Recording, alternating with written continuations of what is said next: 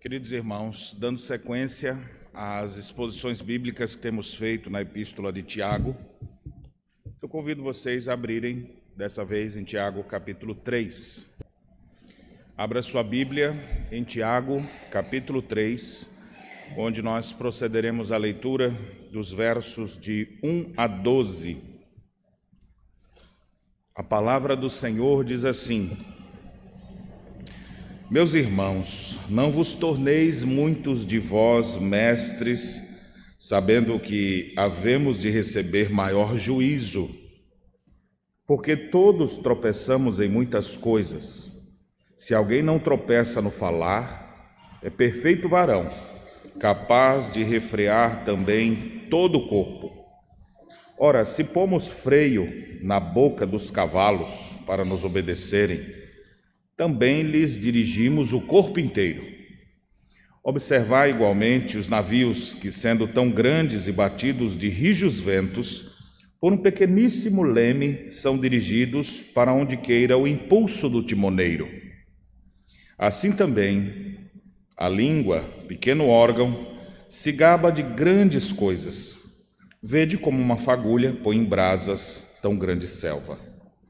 Ora, a língua é fogo, é mundo de iniquidade. A língua está situada entre os membros de nosso corpo e contamina o corpo inteiro. E não só põe em chamas toda a carreira da existência humana, como também é posta ela mesma em chamas pelo inferno. Pois toda espécie de feras, de aves, de répteis, de seres marinhos, se doma e tem sido domada pelo gênero humano. A língua, porém, nenhum dos homens é capaz de domar. É mal incontido, carregado de veneno mortífero. Com ela bendizemos ao Senhor e Pai. Também com ela amaldiçoamos os homens feitos à imagem de Deus. De uma só boca procede bênção e maldição. Meus irmãos, não é conveniente que estas coisas sejam assim. Acaso pode a fonte jorrar do mesmo lugar o que é doce e o que é amargoso? Acaso, meus irmãos, pode a figueira produzir azeitonas ou a videira figos? Tampouco a fonte de água salgada pode dar água doce. Amém. A trilogia O Hobbit, escrita por J.R.R. Tolkien, traz preciosas instruções numa fantasia fantástica que o tornou um dos maiores escritores britânicos. Suas obras foram traduzidas para mais de 50 idiomas, influenciando gerações inteiras pelo mundo afora. E eu gosto de refletir sobre suas obras, porque elas estão repletas de princípios cristãos, ensinos cristãos, e muitas vezes pintam um quadro claro da realidade que muitas vezes nós vivemos. Em uma de suas obras do Hobbit, a desolação de Smaug e a Batalha dos Cinco Reinos, tem uma cena muito interessante que eu quero iniciar esse sermão ilustrando com ela. Há um dragão forte e poderoso chamado Smaug, e ele desperta da montanha e destrói a vila inteira. Na hora que ele sai de lá, tem uma vila inteira, é inverno, tem água congelada, está todo mundo com roupa de frio, mas aquele dragão vem e ele começa a cuspir fogo naquela vila. E em poucos minutos, em uma questão rápida de tempo, ele assola a vila inteira. Um dragão só, cuspindo fogo, e de repente você só tem agora pessoas mortas, fogo queimando em pleno inverno, e você vê aquela destruição. E eu olho para aquela cena e aí lembro desse texto aqui, e eu fico pensando como existem coisas pequenas que fazem uma desolação terrível. Não é um dragão e não é alguém cuspindo fogo, mas é uma língua, conforme o texto diz, inflamada pelo inferno. Nós chegamos aqui no capítulo 3 agora de Tiago, e ele vai detalhar um pouco mais sobre esse assunto, que ele já deu alguns indicativos desde o capítulo 1. Ele está escrevendo a sua carta, um dos primeiros textos do Novo Testamento, para cristãos que estavam passando por dificuldades, por provações, que foram dispersos e que estavam desanimados. E por terem uma fé superficial, em meio às crises e aos problemas, eles não estavam sabendo como lidar. E quando a gente fica mal, a gente começa a praguejar também, a gente fala do que não entende.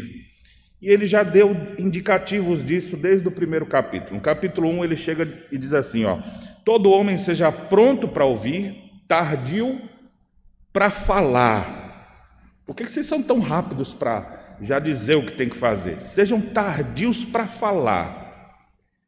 Mais adiante, ainda no capítulo 1, ele, para fazer um teste do cristianismo com eles, exatamente porque ele ia desenvolver mais esse assunto, que é o assunto hoje do capítulo 3, no verso 27 do capítulo 1, no verso 26 do capítulo 1, ele diz assim: se alguém se considera religioso, deixando de refrear a língua, antes enganando o próprio coração, a sua religião é vã. Ele diz que esse cristianismo não vale de nada, um cristianismo que você não consegue frear a sua própria língua, que você fala enganado, porque o texto diz, já indicando que ele ia trazer aqui mesmo, conforme nós veremos. Coração enganado, falando o que não deve. Ele diz, isso não é uma postura de um cristão autêntico. No capítulo 2, ele fala de julgamentos que às vezes a gente se utiliza também, desprezando as pessoas, ou falando de coisas que não deveriam. E no verso 12 do capítulo 2 ele diz assim: falai de tal maneira e de tal maneira procedei, como aqueles que hão de ser julgados pela lei da liberdade. Em vez de ficar falando, julgando os outros, fale de tal maneira e proceda como aqueles que vão ser julgados pela lei da liberdade, pela lei de Cristo. Ou seja, fale como crente, fale como cristão.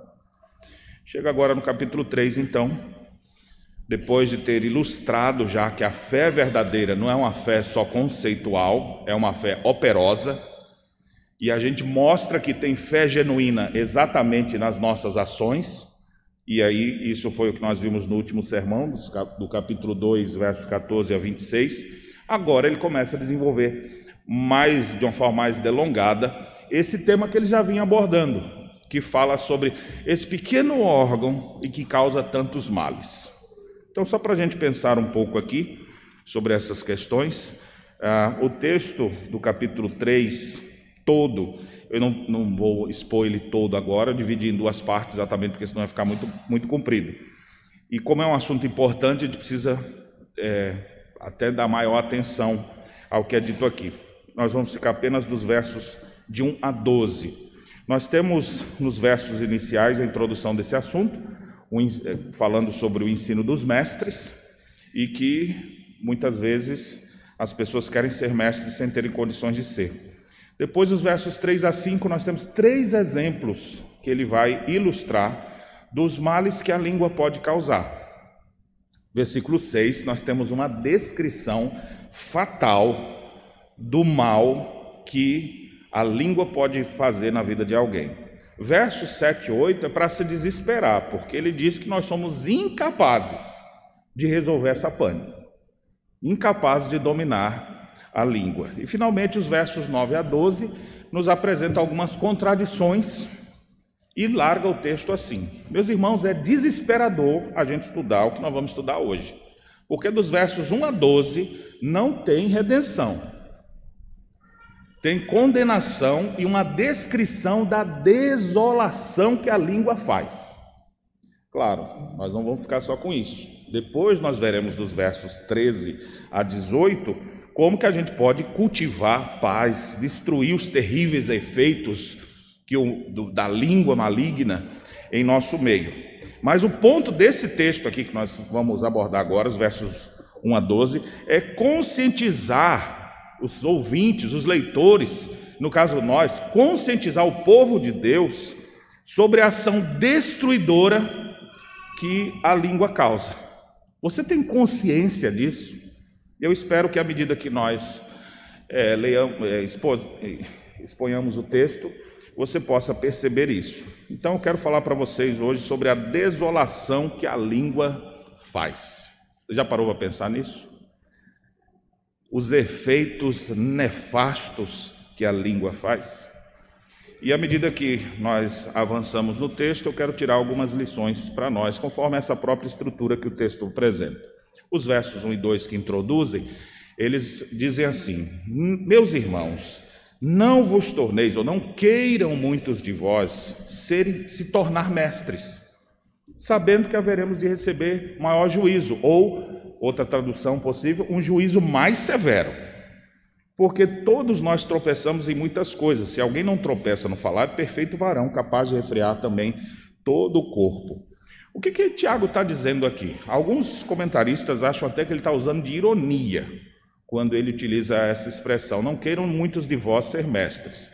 Com ironia ou não, mas ele traz uma coisa muito interessante, que ele vai falar da língua. O que a pessoa faz com a língua, aqui especificamente nesse sentido? Ela fala. É bem verdade que Jesus disse que o problema não é bem aqui também.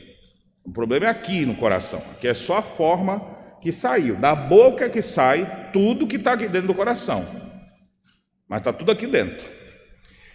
E qual é o ponto dele aqui ao fazer referência aos mestres? Porque toda vez que você está falando de alguém, é como se você estivesse ensinando, né? Numa situação dessa, eu não perdoava. Não, se fosse comigo, eu tinha feito assim, assim, assim. Você está sendo mestre. Quando você diz: rapaz, tu não sabe o que aconteceu, e o outro, ávido para aprender, diz: conta a última novidade. Ele: peraí, deixa eu ver se não tem ninguém aqui, deixa eu falar baixinho. Aí começa o mestre ensinar para o outro. Então Tiago, embora reconheça a importância dos mestres, mas ele utiliza essa figura exatamente para introduzir o problema da fala, porque tem muita gente que se julga mestre sem ser, e não tem a noção de que esses que ensinam receberão juízo mais severo. Quem tirar um tio, o Senhor já disse isso. O próprio Senhor Jesus disse que se alguém ensinasse alguma coisa diferente do que ele ensinou, ia receber juízo mais severo. E aqui vem um ponto interessante para nós: falso mestre, falso profeta, a gente costuma associar só aqueles que estão em púlpitos com maus ensinos, ou ensinos distorcidos.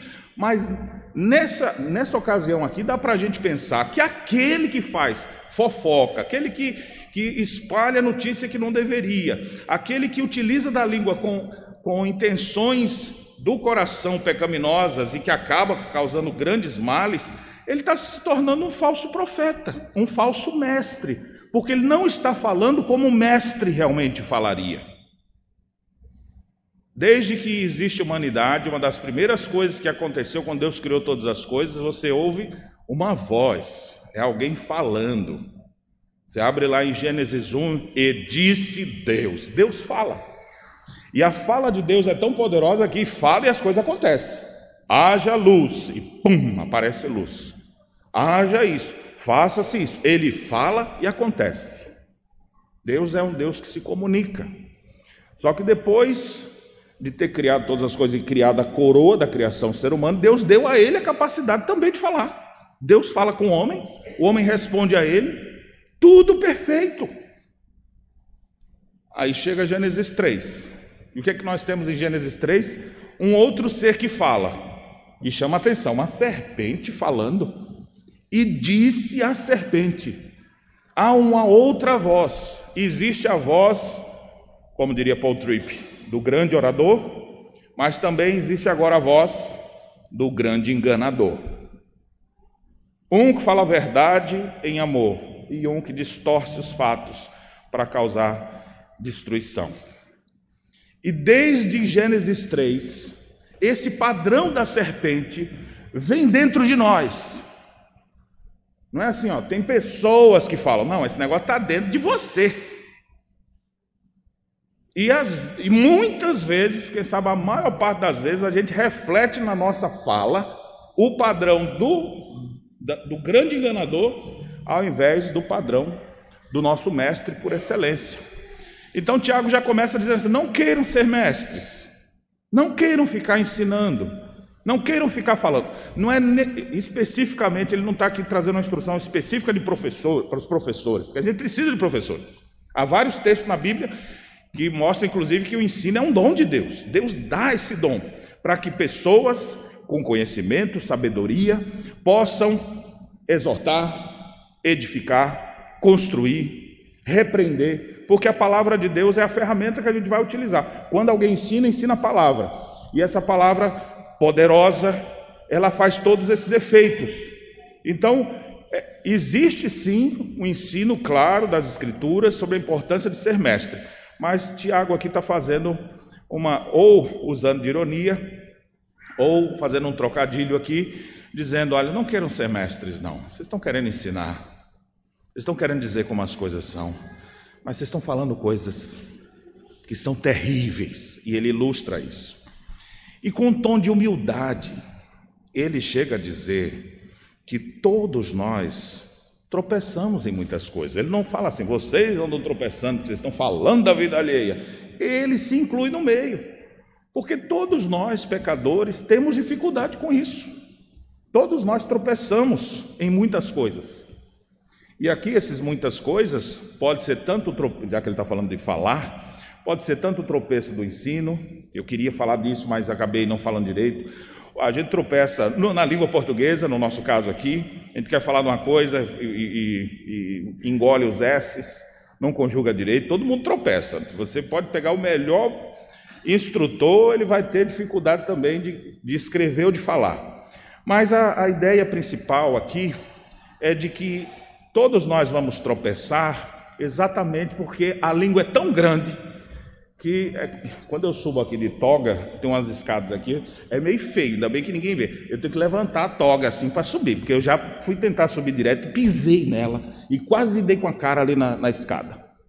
Então aí eu fico pensando, quando ele diz assim, alguém tropeça, é quase que a língua, que é tão grande que se ele não prestar atenção, ele pisa nela e cai.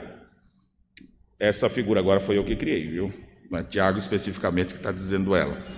Mas ele disse, ele humildemente reconhece, todos nós tropeçamos nisso, todos nós erramos com isso.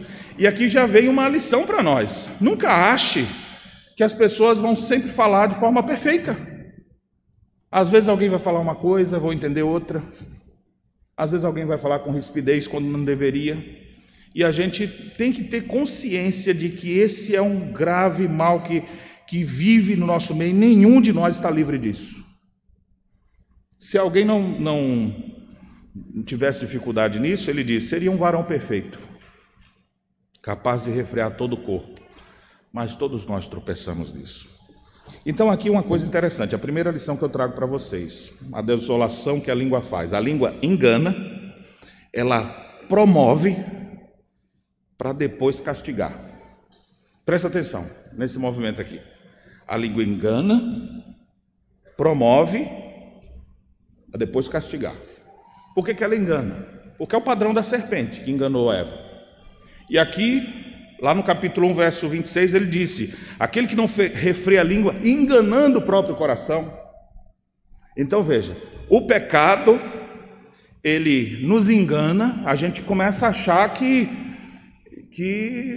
é realmente esse o caminho, falar do que não entende, ou achar que já entende, e por isso está falando.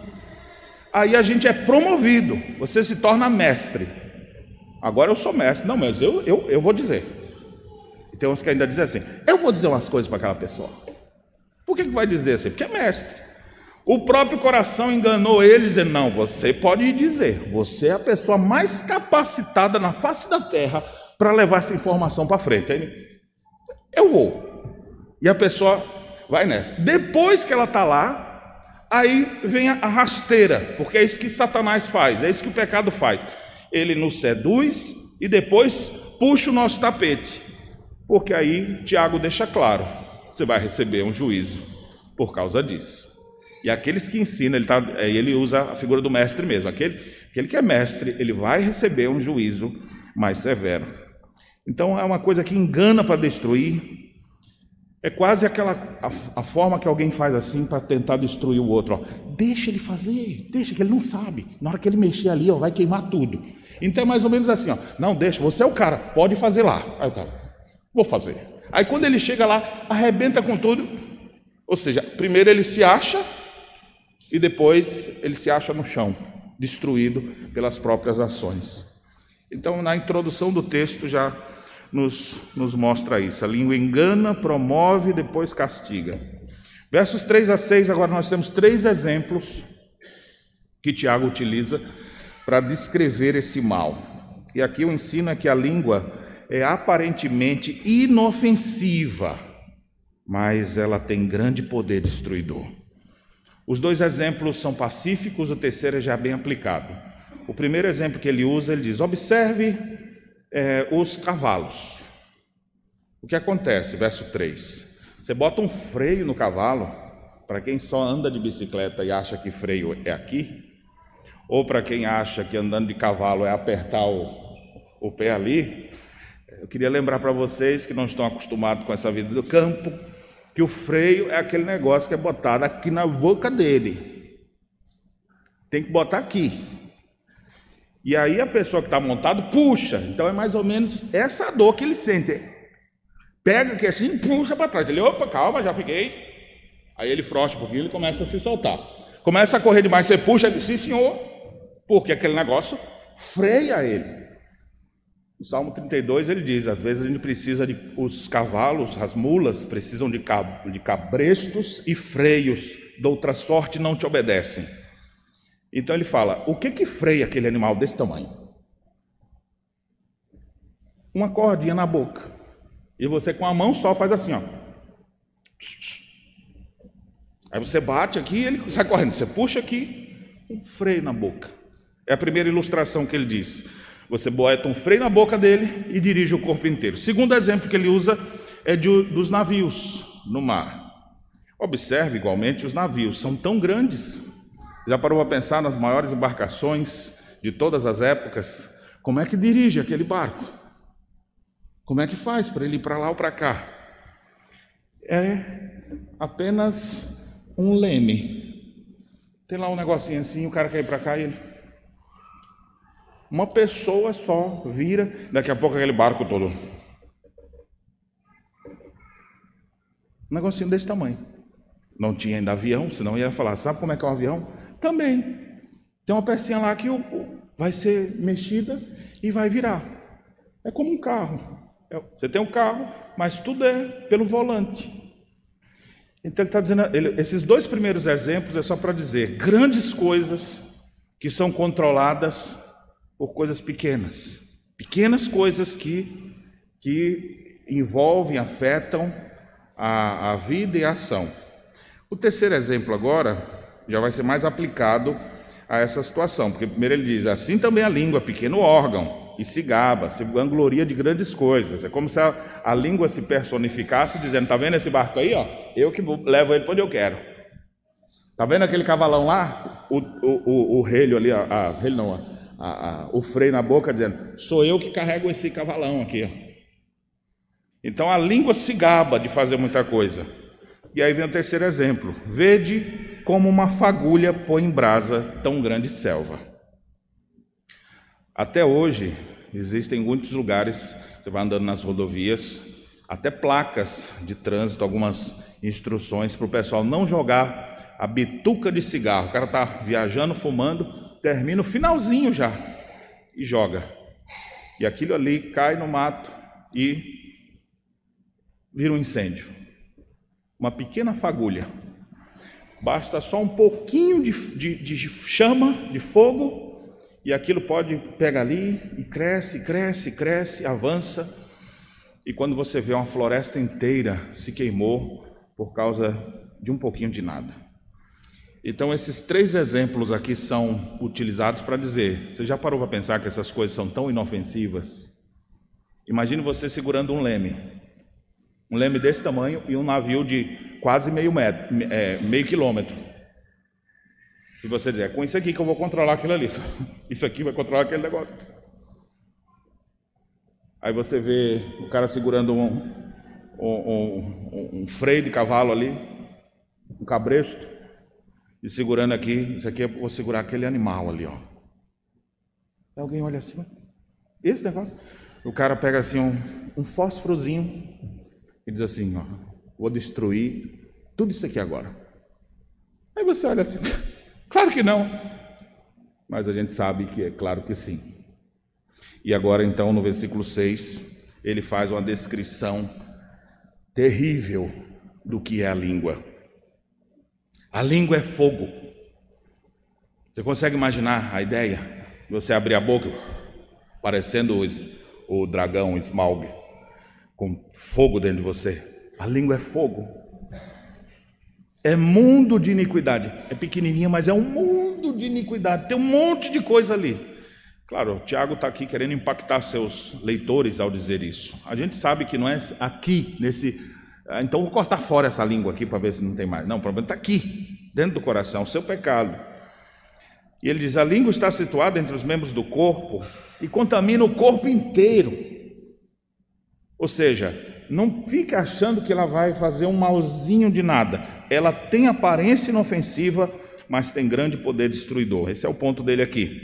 Não só põe em chamas toda a carreira da existência humana, a língua pode pôr em chamas toda a carreira da existência humana. Você, com um comentário, pode arruinar a vida inteira de uma pessoa. É isso que ele está dizendo aqui. Um comentário destruir a vida de uma pessoa, de uma família, por um comentário. Pensa na gravidade disso aqui.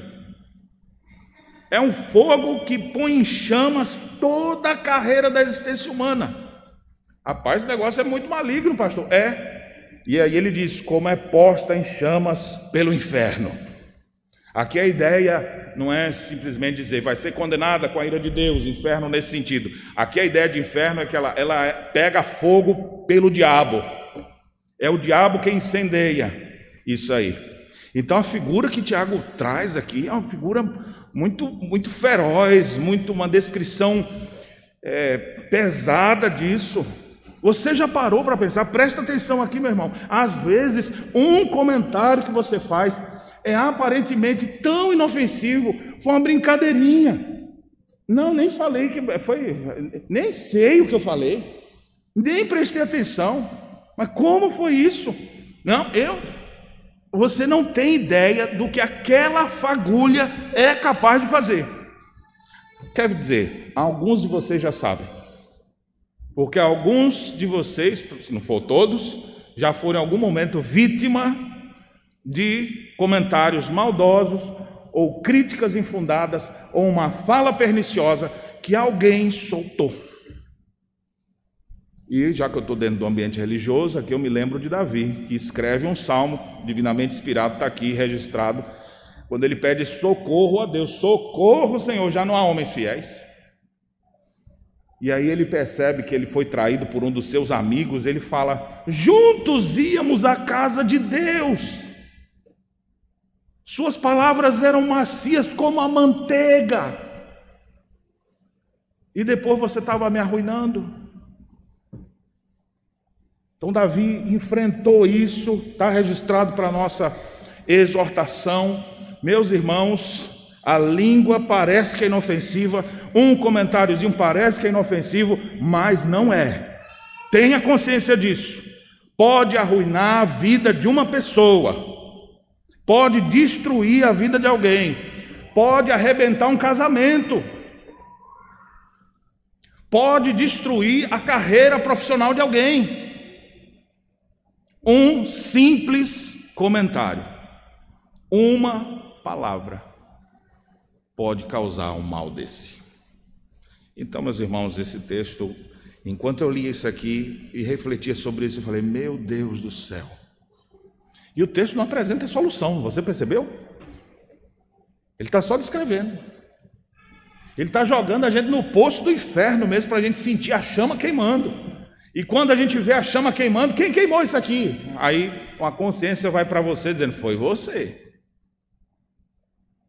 Está vendo aqueles ali queimando? Tô. O que foi aquilo? Foi você. Ah, e eu? Por que eu estou aqui? Foram os outros e você. A situação, a cena, eu já estava lembrando do Hobbit, né? Agora eu estou criando o Hobbit 4, o Poço da Desolação. Então se imagine dentro de um caldeirão gigante, queimando com fogo e enxofre, é você lá dentro. É isso que a língua faz. E quem nunca fez? Quem nunca soltou uma palavra? Pastor, eu já soltei, foi frase inteira. Eu já soltei, se publicasse dava outra trilogia do que eu já falei, que eu não devia ter falado. E os estragos disso. Para vocês terem ideia, às vezes uma palavra mal colocada causa no ouvinte, isso no ouvinte, um peso tão grande, que é possível que ele deixe de fazer determinadas coisas para o resto da vida. Vou ilustrar isso. Conheci um homem dentro da igreja, oficial da igreja, que ele não conseguia orar na igreja. Crente, homem piedoso, servo de Deus dedicado, não conseguia orar na igreja. Me hospedou na casa dele e eu falei, mas irmão, o que acontece? Ele não consegue, pastor. Aí você vai cavar lá. Quando era criança, ele foi fazer uma oração e o professor ali fez um comentário maldoso em relação a ele, ele se travou por causa daquele comentário. Desde a infância ele não consegue orar em público, ele se dobra de joelhos e ora, mas na hora de... ele trava. Eu dei até uma sugestão, tenta escrever a oração e ler na hora, mas aí ele disse, tentou e não conseguiu também. Ou seja, o resto da vida, pode ser que ele nunca deixe de fazer isso. E quem fez o comentário, às vezes nem percebeu o que fez. Então, meus irmãos, é por isso que Tiago diz aqui no centro do texto, a língua é fogo, é mundo de iniquidade. Ela arruína a vida das pessoas. Você tem consciência disso? Verso 7 e 8 agora. A língua ninguém consegue dominar. Aqui o texto mostra a incapacidade do ser humano. Primeiro ele diz que o ser humano consegue fazer tudo, menos uma coisa. Toda espécie de fera, ave, réptil, seres marinhos, se doma e tem sido domado pelo gênero humano. Deus deu essa capacidade para o homem. Domine sobre a terra, sobre os peixes, sobre as aves. Não existe um ser no mundo que o ser humano não domine. Consegue dominar as aves? Consegue. Uma baleia gigante? Consegue. Mas fala, como que ele arruma ali alguma coisa e dá um jeito? Consegue dominar um leão feroz? Consegue. Não tem um animal que o homem não tenha condições de dominar. E durante a história a gente está repleto de exemplos disso. Aí ele chega agora no verso 8. A língua, porém, nenhum dos homens é capaz de domar. Ele pode destruir, ele pode dominar. Se tivesse um T-Rex aqui, ele ia dar um jeito e dominar ele. Porque Deus deu inteligência ao homem. Ele tem capacidade de dominar. Mas a língua, ele não consegue dominar. Mais uma vez eu me refiro, não pensa aqui na boca. Coração, pecado, a maldade do seu interior, ele não consegue dominar. É mal incontido, ninguém contém, ninguém segura. Se fosse o dinossauro maior do mundo que aparecesse, ele ia arrumar um jeito, ia fazer uma proteção, ia construir umas paredes, ia achar uma isca, ia fazer ele entrar, alguém ia fechar, conteve, pronto, prendeu. No mar, tem aquele tubarão terrível lá, os caras conseguem conter, aprisionar, jogar um tranquilizante nele, botar dentro do barco. Mas a língua ele não consegue dominar. É mal incontido. Carregado de veneno mortífero. E aqui a figura é de uma cobra mesmo. Aquela cobra que está sempre com seu veneno pronto ali. Ela morde o animal, joga o veneno, o organismo já está produzindo mais. Nunca você vai encontrar uma cobra dizendo: espera um pouquinho que eu estou esperando juntar mais aqui veneno, que acabou. Ela dá o bote, ela solta o veneno e já está produzindo mais. Não acaba. Tem veneno mortífero. Não é só uma dorzinha, é algo que é capaz de destruir. Como é que você se sente ouvindo isso? A língua ninguém domina. A língua ninguém domina. Isso aqui não é para você pensar assim: a Bíblia diz que ninguém domina, então vamos soltar ela, né? Não, isso aqui é para você se desesperar. Essa descrição é para a gente se desesperar e ver o quanto isso é danoso. E não são os outros que estão fazendo dano, não. Tiago teve a humildade de dizer: todos nós tropeçamos. Você tropeça, eu tropeço. Nós estamos dentro desse balaio da condenação. Alguns mais que os outros, pode até ser, mas está todo mundo condenado. Ninguém consegue conter, ninguém. Vamos para a última parte do texto agora. Versos 9 a 12 mostra que a língua cria uma contradição que destrói a essência das coisas. Olha que contradição terrível. Com a língua bendizemos ao Senhor e Pai. Com ela amaldiçoamos os homens feitos à imagem de Deus, à semelhança de Deus. Deus, como o Senhor é maravilhoso. Sai daqui, arruinado. Deus, como o Senhor é perfeito, puro e santo. Você não vale nada. Mas Deus, Tu és tão precioso. Você consegue imaginar uma pessoa fazendo assim? Aqui na igreja eu nunca vi. Mas na vida parece que é assim que as pessoas fazem. Elas louvam a Deus, glorificam a Deus. É tão bonito. Oi, amado irmão. Como é que está, meu querido? Abençoado de Jeová. Vem cá, irmão querido. E essa mesma língua que fala assim, daqui a pouco está botando um monte de apelido. Eu não vou dar, porque senão pode dar alguns nomes aqui, senão primeiro eu vou estar pecando e ainda vou estar dando sugestão para você, né? A gente já tem capacidade natural nossa de produzir isso, por causa da nossa natureza caída. Esse é o primeiro contraste que ele faz. Ele fala assim, no verso 10, de sorte, de uma só boca procede bênção e maldição. Meus irmãos, não é conveniente que essas coisas sejam assim. Observe, até aqui, nós não temos uma saída. As únicas coisas que nós temos aqui são duas negativas. No início do texto, dizendo, não queiram ser mestres. E agora dizendo, não deve ser assim. Mas nós não temos uma saída. E ele encerra mostrando essa contradição. Acaso pode a fonte jorrar do mesmo lugar água? O que é doce, o que é amargoso? Tem como? Claro que não tem, são perguntas retóricas. Acaso pode a figueira produzir azeitona?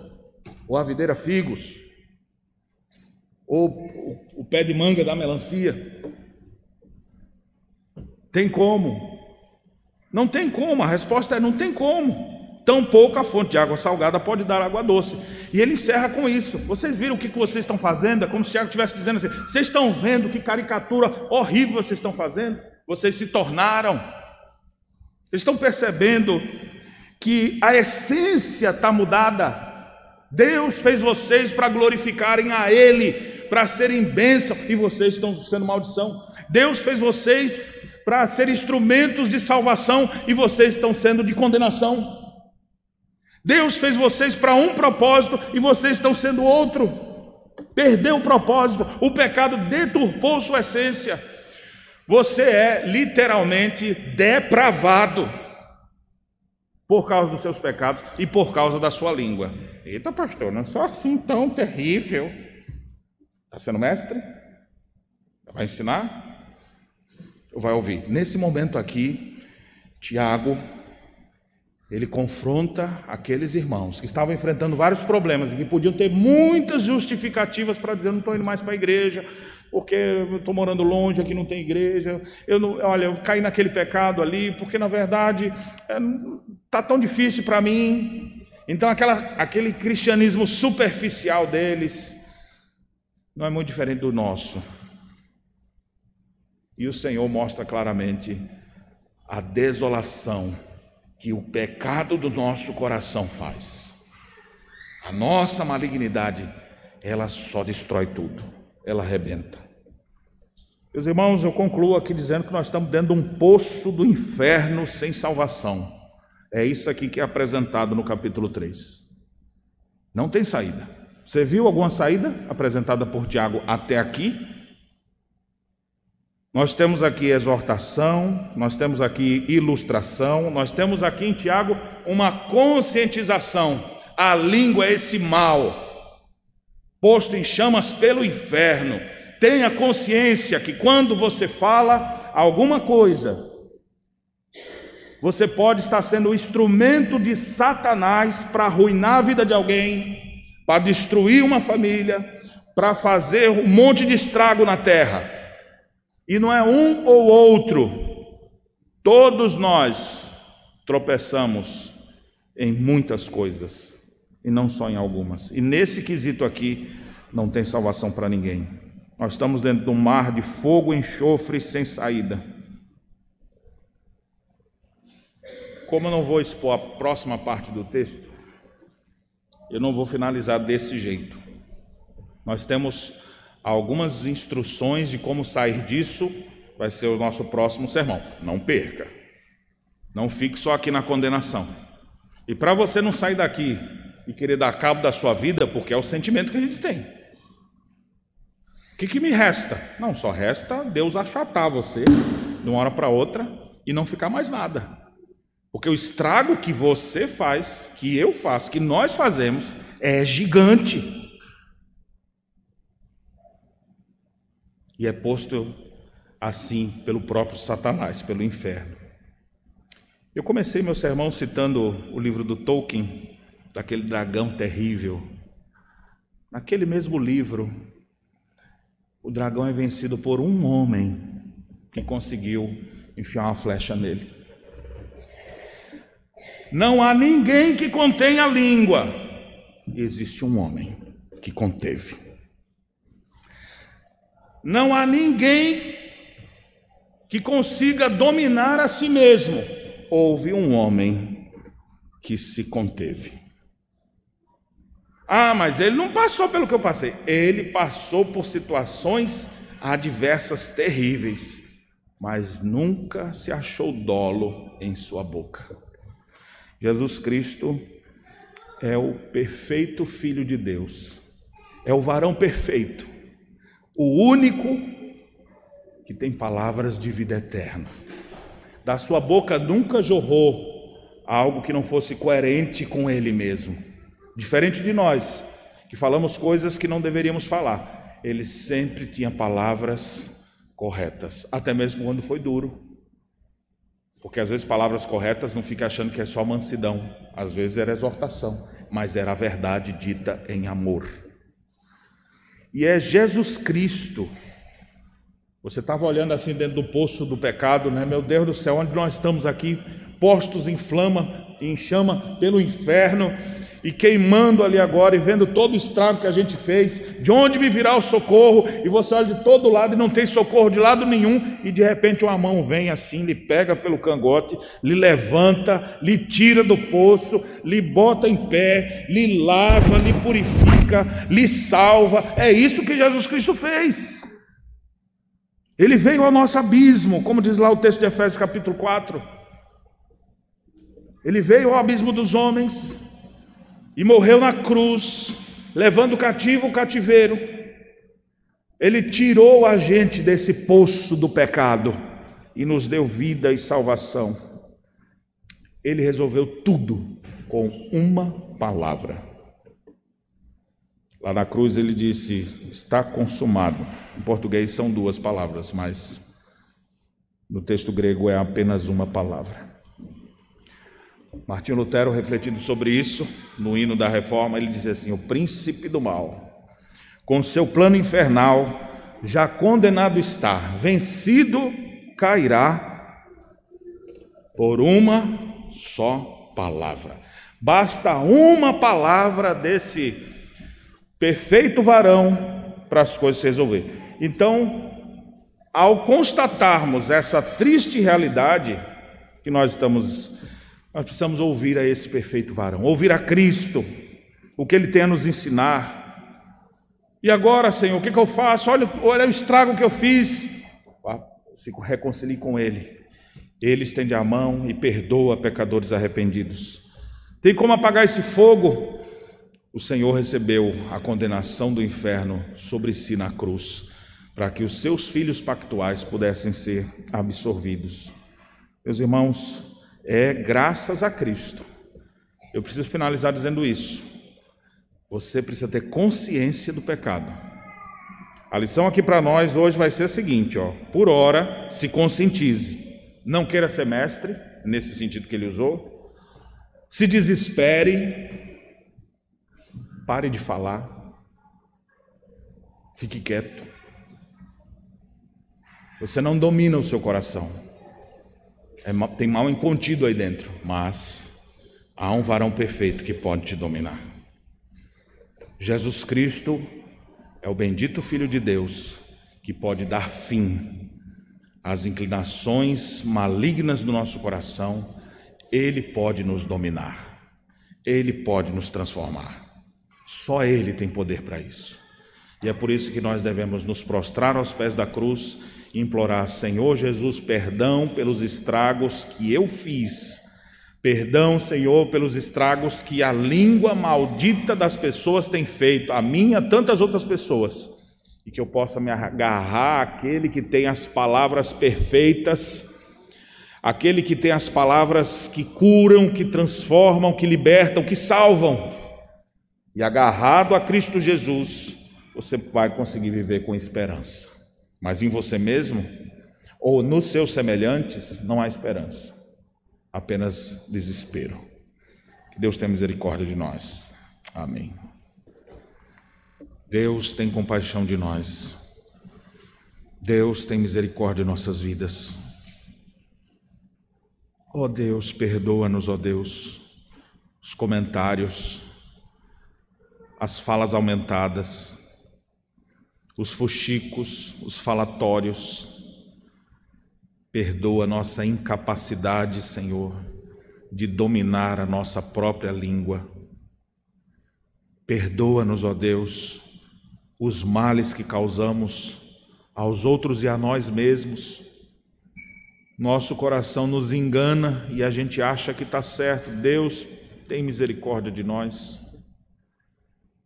Nos faça parar de falar para ouvir o nosso Mestre por excelência.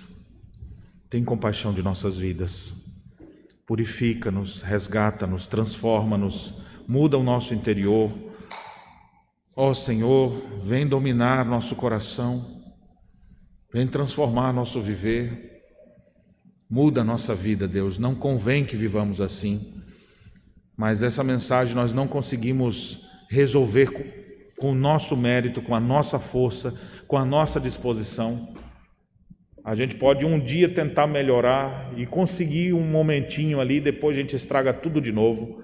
Nós precisamos de Ti, Senhor. Venha apagar a chama do pecado em nós. Em nome de Jesus, opera em nós, quebranta-nos e transforma-nos. É a nossa oração em nome de Jesus. Amém.